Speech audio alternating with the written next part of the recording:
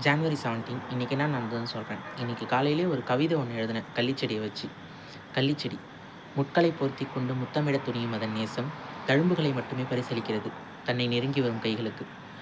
முத்தமிட துடிப்பது கள்ளிச்செடியின் பிழையா, முட்களோடு படைத்தது இயற்கையின் பிழையா அப்படின்னு சொல்லிட்டு ஒரு கவிதை ஒன்று எழுதினேன்.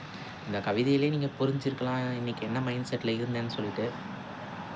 இன்றைக்கி ஒரு முக்கியமான மனசு கஷ்டமான ஒரு முடிவெல்லாம் எடுக்க வேண்டி இருந்தது.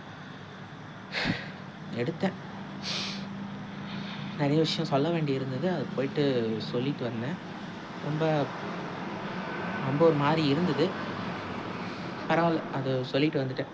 அதுக்கப்புறம் இன்னைக்கு வந்து கறி நாள் ஓகேங்களா. இன்னைக்கு வந்து எல்லாரும் வீட்ல இந்த சிக்கன்லாம் எடுத்து கறிலாம் எடுத்து சமைச்சிருப்பாங்க. பட் நம்ம வீட்ல அந்த அந்த பழக்கம் கிடையாது. என்னன்னா, நம்ம வீட்ல கொஞ்சம் டிஃப்ரெண்ட்டு. ஆத்துல போயிட்டு ஆத்து மணல்ல லிங்கம் செய்வாங்க. லிங்கம் செஞ்சு அந்த லிங்கத்த வந்து சாமி கும்பிடுவாங்க இன்னைக்கு. இன்னைக்கு அந்த பழக்கம் நம்ம வீட்ல அந்த பழக்கம் தான் இருக்கு. ஏன்னா சிவனடியார் குடும்பம்னு சொல்லுவாங்க. அதனால போயிட்டு ஆத்துல அந்த லிங்க பூஜை பண்ற பழக்கம் ஒண்ணு இருக்குங்களா. அதனால நான்வெஜ்லாம் எதுவும் எடுக்கல. போய் இன்னைக்கு லிங்க பூஜை பண்ணிட்டு வந்தாச்சு. அப்புறம் இந்த கவிதை எழுதி ஒரு சில விஷயங்கள் பண்ண வேண்டியிருந்தது. சில ரிலேஷன்ஷிப்குள்ள இருந்தெல்லாம் வெளிய வர வேண்டியிருந்தது. ஏன்னா, என்னால எந்த பாதிப்பும் யாருக்கும் வர வேணாம் அப்படின்னு ஒரு நெனைப்பு தான் பார்த்துக்கங்களேன்.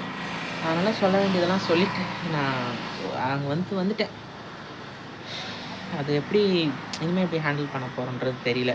ஒரு இடத்துல முடிவெடுத்து ஒரு விஷயம் பேசியாச்சுன்னா, அத கன்டின்யூ பண்ணணும். அதனால முடிவெல்லாம் ஒரு ஒரு ஒரு சில முடிவெல்லாம் எடுத்துட்டேன்.